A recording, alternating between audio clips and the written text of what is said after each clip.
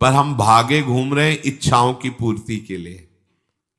जब एक बता दिया कि समुद्र है भगवान, जो चाहिए इन्हीं से क्यों नहीं, पर इनसे मिलने के लिए भी तुम्हें शराब छोड़ना पड़ेगा, तुम्हें मांस छोड़ना पड़ेगा, व्यभिचार छोड़ना पड़ेगा, गंदे चिंतन छोड़ने पड़ेंगे। वो राजी नहीं हो तो करो पाप और चाहो सुख। ऐसा कैसे हो सकता है? यही है जीव की परेशानी, यही है। वो ये चाहते हैं कि हे संत महात्मा, हे भगवंत, हमको छूट दो, हम खूब गंदे आचरण करें और आप हमसे सेव संतरा रुपया पैसा ले लो और आप ऐसा आशीर्वाद दो कि हमारी उन्नति होती रहे, दुख न मिले, हमें सुख ही मिलता है। कभी स्वप्न में भी नहीं हो सकता। तब लग कुशल न जीव कहूं सपने हूं मन विश्राम, जब लग भजत न राम कहूं शोक धाम तज काम। ये दुखों का खजाना काम अर्थात इच्छा, इसका त्याग करके भगवान की शरण में होकर जब तक नाम जप नहीं करोगे, स्वप्न में भी तुम्हें विश्राम नहीं मिलेगा। और नाम जप एक गंदे आचरण करने वालों के हृदय में नहीं हो सकता। नाम परम पवित्र है। ये तभी होगा जब आपका खान पान सात्विक हो, आपका वातावरण सात्विक हो, आपका बोलना उठना बैठना सब सात्विक हो, तब नाम भगवान कृपा करेंगे आपकी जिह्वा। फिर कौन सी इच्छा रह जाएगी? कौन सी इच्छा रह जाएगी? अरे आप विश्वास कीजिए, ये जितनी इच्छाएं हैं सब स्वाप्निक हैं। जब आप सच्चा विवेक धारण करेंगे तो आपसे पूछा भी जाएगा कि जबरदस्ती केवट से कह रहे ले लो, वो कह रहे आप कछुनाथ न चाहिए, मोरे नहीं चाहिए। प्रहलाद जी कह रहे हैं वरदान मांगो, हमारी आज्ञा का पालन करो, तो कह रहे हाँ आपकी आज्ञा का पालन करता हूं, हे नाथ मुझे यही वरदान दीजिए कि आपसे भी कोई इच्छा न रहे। ये वरदान मांगा कि आपसे भी कोई इच्छा। आप सोचो क्या है ऐसा भागवती रस कि जिसको वो मिला तो भगवान से भी कह देते। और भक्त तो बड़े विचित्र विचित्र है, वो भगवान से कहते तुम्हारी इच्छा क्या है प्यारे? बोलो हम पूर्ण करते हैं। तुम्हारी इच्छा क्या है? हमारी तो कोई इच्छा ही नहीं। आप बोलो आपकी इच्छा क्या है? आप क्या चाहते हो? मैं कैसे आपको रिझाऊं? ये जब कामना को लेकर के मनोवृत्ति का प्रवाह संसार की तरफ होता है, तब ये कामना ही हमें राग द्वेष में बांध देती है। जो महापुरुषों ने उपासना करके शास्त्र स्वाध्याय करके अनुभव किया है, उसे ध्यान से सुनो। इच्छाओं से बचने का उपाय, इच्छा ही आपके बंधन का कारण है, इच्छा ही जन्म मरण का कारण है। इच्छाओं से बचने का उपाय, कर प्रमाद मत बनो आलसी, करो सुचारु रूप से काम, अपना काम स्वयं करने में लाज बड़प्पन तजो तमाम। पहली बात, शरीरधारी को किसी दूसरे शरीर से अपने शरीर की सेवा तब तक नहीं लेनी चाहिए जब तक बीमार ना हो जाए, असमर्थ ना हो जाए, चाहे गृहस्थ में हो चाहे विरक्त में हो। ध्यान दीजिए, आप चाहे आपकी पत्नी हो, पुत्र हो, परिवार हो, आप उनके सेवक हैं, क्योंकि वो सब प्रभु के जन हैं। इस भावना से रहोगे, कभी नाराज नहीं होगे, कभी गुस्सा नहीं आएगा, कभी झगड़ा नहीं होगा। अगर आप अपने को ये माने कि प्रभु मेरे इस रूप में आए हुए हैं, मुझे अपने कर्तव्य का पालन करना है, तो कहीं झगड़ा नहीं हो सकता।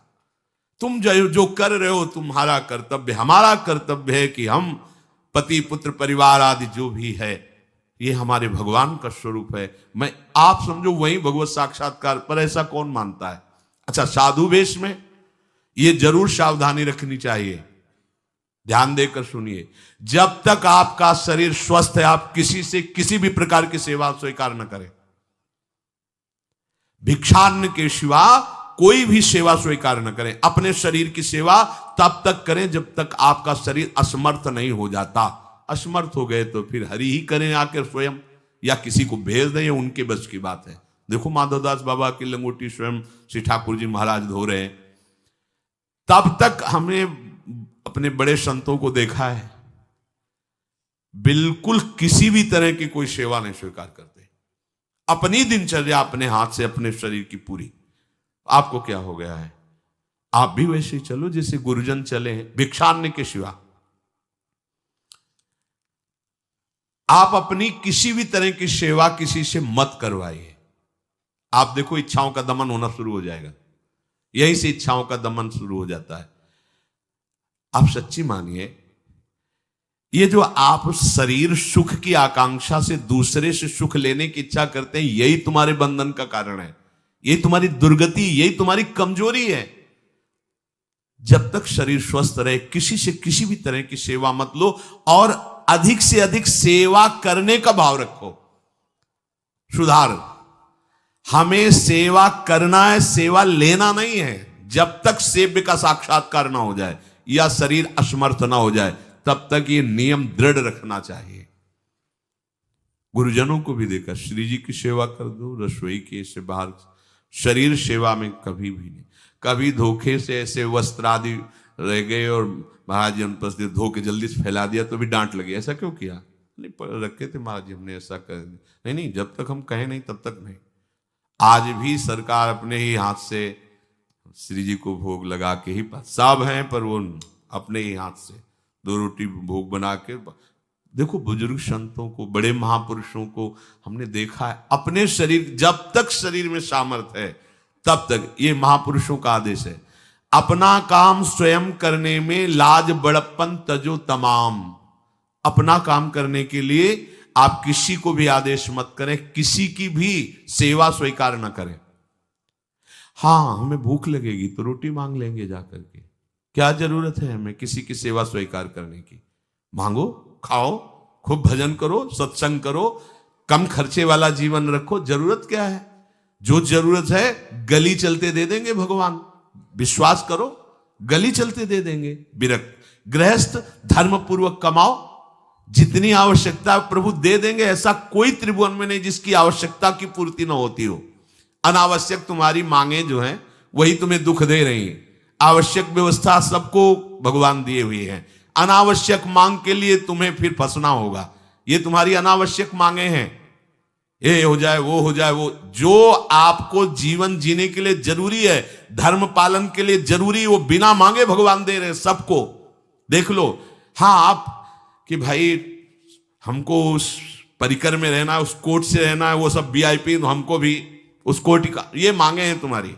तुम्हारा प्रारब्ध जितना है उतना तुम्हें मिलेगा, जो आवश्यक है वो तुम्हें मिलेगा। अनावश्यक मांगे करोगे फंसोगे, अधर्म में कूदना पड़ेगा तुम्हें। हाथ पैर सब साधन प्रभु ने दिए, दया कर तुम्हें समान, फिर क्यों उनसे काम न लेते, क्यों रखते हो झूठी शान।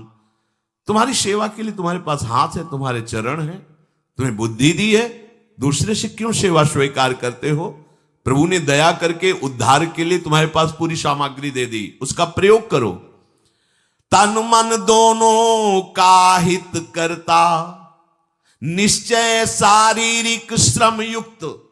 देखो, ये है जिसने अपना परम मंगल ठाना है, वो शरीर को कभी प्रमाद में नहीं रखता, चाहे गृहस्थ हो चाहे विरक्त हो। ये आलस्य प्रमाद किसी के लिए भी ठीक नहीं है।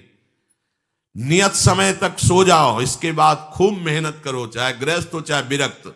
विरक्त हो तो खूब नाम जप, वाणी पाठ, ब्रह्मचर्य से रहना, आसनों में बैठना, हाँ, सेवा करना, शारीरिक श्रम नहीं, खूब सेवा करो, धाम की सेवा करो, नालियां साफ करो, गलियां साफ करो, जो सेवाएं में इसे श्रम करो। ब्रह्मचर्य पचाने के लिए श्रम भी तो होना चाहिए। श्री जी की प्राप्ति के लिए मन वचन कर्म से श्री जी के चरणों का आश्रय लेकर के जितना आप अन्न डालते हो उतना आप इसका प्रयोग करो शरीर का। इससे ममता मत रखो। खूब धाम, पुराने संतों को देखो, सोहनी पकड़े कहां कहां तक परिक्रमा में लगा। हमने देखा है एक हरिदासी महात्मा थे, पीछे पानी घाट की तरफ उनकी छोटी सी कुटिया, किलोमीटर तक ऐसे ही सोहनी लगा रहे। वृद्ध वृद्ध महात्मा सेवा करें। अपने लोग जवान महात्मा होकर, शरीर स्वस्थ होकर, बेइज्जती सम, अगर सोहनी पकड़ के खड़े हो जाओगे गली में तो आपको लगेगा अपनी बेइज्जती हो रही है। वाह, कितनी बड़ी इज्जत है हमारी। स्वामिनी के महल की वीथियों में सोहनी लगाने में तुम्हें बेइज्जती लग रही, और आचार्य चरण याचना कर रहे हैं। यत्किंकरीषु बहुशा खलुका कुवाणी नित्यम परस्य पुरुषस्य शिखंड मौले तस्या कदापि रसनिधेर वृषभानुजायात तत्केल कुंज भवनांगण मार्जनी श्याम। लाडली जो ऐसी कृपा करो कि आपके वृंदावन धाम में कहीं सोहनी लगाने वाली, पोछा लगाने वाली मैं बन जाऊं। मांग रहे हैं। एक से कहा भैया चाहे जितना बुरा प्रारब्ध हो, यहां जो भगत आते हैं उनके जूते साफ कर दिया करो, प्रारब्ध खत्म हो जाएगा। भाई आप समझो ये वो दवा है जो बेजोड़ है, इसे कोई काट नहीं सकता। अच्छा अगर ऐसे न समझो तो हम आपको समझा रहे हैं, गुरुद्वारे में चले जाओ, चाहे जितना बड़ा अधिकारी हो, सबसे पहली जोरी सेवा यही होती है, पादुका की सेवा करो। समझे में नहीं आ रहा तुम्हें? अरे जिसे हम हंसते हंसते कह रहे हैं वही तुम्हारे बंधन काटने का कारण बन जाए, यदि मान लो बात। पर वो हम जूता साफ करेंगे नहीं। मन से हम कितने गंदे हैं ये हम नहीं देख पा रहे हैं। वो तो बाहर वृंदावन की रज उनमें पादुका में लगी, छोटी मोटी बात नहीं है। पादुका जो रखी है ये बंधनीय है, आप इनको ऐसे साधारण जूते मत समझ लो, ये रज में चलते। एक दिन एक ब्रजवासिनी माई रोटी रखे, उसके ऊपर पादुका रखे, एक हाथ में लाला लिए और एक हाथ में जल का ऐसे लिए, जारी उनका अभ्यास ऐसा। अब पादुका पहन के चलने में परेशानी होती थी। तो कोई एक संत थे और बाहर से आए हुए थे, तो हंस दिए कैसे बावरी रोटी के ऊपर जूता लगा। ऐसे मतलब कितने साल हो गए ब्रजवास करते हुए? वह कई वर्ष हो गए। अरे वो जूती नहीं है जो साधारण जूती है, वृंदावन बरसाने की रज लगी हुई, इसमें ये रज लगी हुई है। तुझे रज नहीं दिखाई दे रही, जूती दिखाई दे। क्या ब्रजवास कर रहा है? डांट के चल दी। ये समझो, हम कहें कि जूती साफ करो तो हम जूती साफ करेंगे, और ये है कौन सी जूती साफ में? क्या रज है? वृंदावन बरसाने सब जगह घूमते रहते हैं ये महाभागवत जन। अगर इनकी ये गृहस्थ विरक्त मत देखो, सब लाडली जी के लाडले हैं जो यहाँ आए हुए हैं। अगर हम उनकी पादुका साफ करेंगे तो हमारा हृदय साफ हो जाएगा। पर कोई मानता कहाँ है? अपनी सेवा स्वयं करो और दूसरे की सेवा मिल जाए तो जैसे लोभी आदमी के सामने धन फेंक दे तो कैसे भागता है, ऐसे आपको होड़ लगनी चाहिए कि ये आदमी इतना न कर पाए जितना हम सेवा करें। परमार्थ में शरीर पोषण नहीं, परमार्थ में शरीर की धज्जियां उड़ानी है, अहंकार की, देहाभिमान की।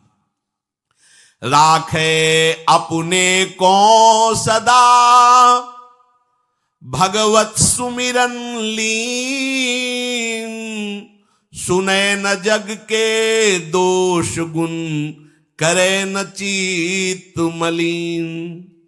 सदैव अपने को ये देखता रहे कि प्रभु का सुमिरन चल रहा है कि नहीं अंदर। ये बहुत बड़े काहे की परेशानी, हम तो यही समझ नहीं पा रहे कि इतनी झंझटें लेकर कैसे घूम रहे लोग। अगर हृदय में राधा राधा चल रहा है, आप व्यापार कर रहे हो, नौकरी कर रहे हो, गृहस्थ हो, विरक्त हो, जो भी, अब आपको चिंता क्या होनी चाहिए? देखो ना, थोड़े दिन ऐसे चल के देखो, हर कार्य बहुत अच्छा होता है जब भगवत सुमिरन पूर्वक आप एकाग्रता पूर्वक कार्य करेंगे। हर कार्य में आपको आनंद आएगा। पर वो तो शरीर पोषी, जैसे आग जलने में फफोला पड़ जाता है ना, उसको बहुत संभाल के रखते हैं। ऐसे देहाभिमानी साधक भी होते हैं कोई कोई, इतना शरीर को सजा के, इतना संभाल के कि लगता है यही भगवत प्राप्ति है इनकी, कि इनके शरीर बिल्कुल ऐसे नहीं। संतों ने देखो ना कैसे अपने शरीर के राग का त्याग किया है, गुरुजनों की आज्ञा में तत्पर होकर धज्जियां उड़ा दी देहाभिमान की, तब उनको परम पद प्राप्त हुआ है। अपने शरीर का राग रखने वाला परमार्थ में कैसे चल सकता है? कब तक फंसे रहोगे विषयासक्ति वासना में हो दीन? अरे कब तक मन में भरे रखोगे दुर्विचार दुर्भाव मलिन? जिन भोगों के लिए हो रहे तुम लालायित सुखमय जान, यही घोर दुख उपजाएंगे, बढ़ जाएगा अज्ञान। इसलिए छोड़ो सब आशा ममता, आसक्ति कामना मद अभिमान, एकमात्र शरणागत होकर भजो निरंतर राधे श्याम। प्रभु की आसक्ति हृदय में धारण करो। यही समझ में नहीं आता। चले हो राग त्यागने के लिए, पोषण कर रहे हो शरीर राग का, कैसे बात बने? चलो कोई विषय संसारी है तो लगता है अभी बेचारा है। आप लोग बेचारों की लाइन में थोड़ी हो, आप लोग बेचारों की लाइन में नहीं हो। आप जितने भी, चाहे गृहस्थ हो चाहे विरक्त हो, धाम आ गए हो, दीक्षा ले ली है, शास्त्र स्वाध्याय करते हो, सत्संग, आप बेचारे हो, आप भगवत पार्षद हो। पर आप अपने स्वरूप को समझो, ये अंदर की बातें सुधारो। आगे कह रहे हैं कि सुने न जग के दोष गुण, करे न चित्त मलिन। अपने भगवत चिंतन में मगन रहो। कोई तुम्हें यदि किसी की निंदा आदि सुनाने लगे तो उसे मत सुनो। पूछे कछु कछुए कहे, को आए के पास, सुन ले कछु बोले नहीं, सब ते रहे उदास। पर निंदा पर दोष के, कथन सुनन में लोग। जो आनंद अनुभव करें, तो लहे नरक के भोग। तुम्हारे पास आकर कोई तुम्हें दूसरे की निंदा सुना रहा है, और अगर तुम्हें हर्ष हो रहा है, कैसी बात, कोई नामदाता सदगुरु की निंदा करे, तुम सुन लिए, कैसे तुम्हारे इस पाप का प्रायश्चित होगा। सुनने और कहने वाले दोनों को एक ही दंड मिलता है बराबर। तुम अपने गुरुदेव की निंदा सुन ली, तुम अपने आराध्य देव की अवहेलना की बात सुन ली। उपासना नहीं है, कहीं देहाभिमान है कि हम तो गुरु श्रेष्ठ है ना, गुरु जी की निंदा होती हमारी वंदना हो रही। परिणाम में लड्डू मिलेगा, खा लेना, परिणाम पक्का। पर निंदा के कीते आवत नहीं कछु हाथ, मूरख पर्वत पाप को ले चल अपने साथ। वैष्णव निंदा, भक्त निंदा, गुरु निंदा, ये तो बहुत ही भयानक है। भक्तन निंदा अति बुरी भूल करे, जिन कोय किए सुकृत बहु जन्म के क्षण में डारे खोए। कह रहे जो दूसरे की निंदा सुनने में आनंद का अनुभव करता है, उसको भोग मिलेगा। काहे का? बोले नरक का भोग मिलेगा। इसलिए जो तुम्हें ऐसी बातें सुनाने के लिए उत्साहित हो, उनसे उदासीन रहो, अर्थात उनसे कोई परिचय नहीं, कोई अपनापन नहीं। हाथ जोड़कर कह दे कि आज तो आप कृपा करके आ गए हो, आगे कृपा करके कभी मत आना। नहीं, आज हम आपका स्वागत नहीं कर रहे, आगे स्वागत करेंगे तो आप सह नहीं पाओगे, इसलिए आप कृपा करके आगे मत आना। हम आपके पास गए नहीं, आप आकर हमारे गुरु की, हमारे इष्ट की अवहेलना की बात करोगे तो आज क्षमा करते हैं, चले जाइए, दोबारा मत आना। चाहे वो कोई भी हो, तुम्हारी निष्ठा में इतनी ताकत है, वो झुक जाएगा, उसकी सामर्थ्य नहीं कि वो आगे आ जाए। अगर हमारे कोई इष्ट की, आचार्य की, या किसी भी नाम जापक की कोई निंदा करता है, हम सुनते हैं और उससे सुख मानते हैं, तो कह रहे हैं उसको नरक का भोग मिलेगा। नहीं, हमें जिस मार्ग में चलना है, हमें अपने आराध्य देव की प्रति प्रीति प्राप्त करनी है, और प्रीति प्राप्त होती, कोई भी राम कृष्ण हरि शिव बोले, सबके चरणों में हमारा नमन है, सबकी चरण धूल हमारे माथे पे। निंदा करना, अरे सब जगह भगवान है, ये बात देखने के लिए तो हम चले, हम निंदा स्तुति। अगर कोई हमारा मित्र बनता है, हमारा निज जन बनता है, और हमको हरि गुरु इष्ट आदि की किसी भी तरह की कोई निंदा, हमें बिल्कुल बर्दाश्त नहीं करना चाहिए और दूरी बना लेनी चाहिए, कभी उससे संभाषण नहीं करना चाहिए। कहे न अपनी बात कछु, सुने न पर की बात, एक निष्ठ प्रभु में रहे, बसो सदा दिन रात। अपने हृदय की भक्ति की बात सहसा किसी से ना कहे और ना किसी की बात सुने, क्योंकि हमें अपनी आचार्य निष्ठा, गुरु निष्ठा से चलना है। आप अपनी निष्ठा से चल रहे हो, हमारे काम की है नहीं, क्योंकि अब हम बदलने वाले हैं नहीं, तो तुम्हारी निष्ठा से हम में कोई परिवर्तन होने वाला नहीं। और हम अपनी निष्ठा के बाद तुमसे इसलिए नहीं कहेंगे कि वो तो इष्ट मिले और मन मिले, मिले भजन रस रीति, तब वो बात कहनी चाहिए, ऐसा किसी से नहीं। तो क्या करे, एक निष्ठ होकर अपने आराध्य देव में दिन रात लगा रहे। ये बहुत जगह जाना, बहुत लोगों से व्यवहार करना, ये सब भजन में बाधक बात है। समिट जाओ, अपने लाडली लाल को दुलार करो, नाम जप करो, धाम वास करो, बहुत जो है, हाँ, दर्शन कर आओ। नहीं, एकांत वास करो, प्रभु खुद आके दर्शन दे देंगे, मान लो विश्वास। अगर आपका भजन ठीक चल रहा है, सही मार्ग चल रहे हो, तो दर्शन वाली बात ही हट जाएगी, क्योंकि फिर वो समा जाते हैं, हृदय में समा जाते हैं, नेत्रों में समा जाते हैं, मन में समा जाते हैं। आनंद की उमगन में कभी गए, आंख लड़ा ली प्रभु से, नहीं तो आंखों में ही बसे रहते। पी मूर्ति नयनन बसे, तेहि रस रहाय समाए। राग रोष दुख दोष में जग सो रहे सचेत, काहू सो न करे कबो वैर भाव अरुहेत। कोई इच्छा न रखो तो तुम्हें कभी क्रोध नहीं आएगा। इच्छा राग ही द्वेष को उत्पन्न करती है। इन दोनों से सचेत रहो, ना किसी से तुम्हारा द्वेष होने पावे न राग।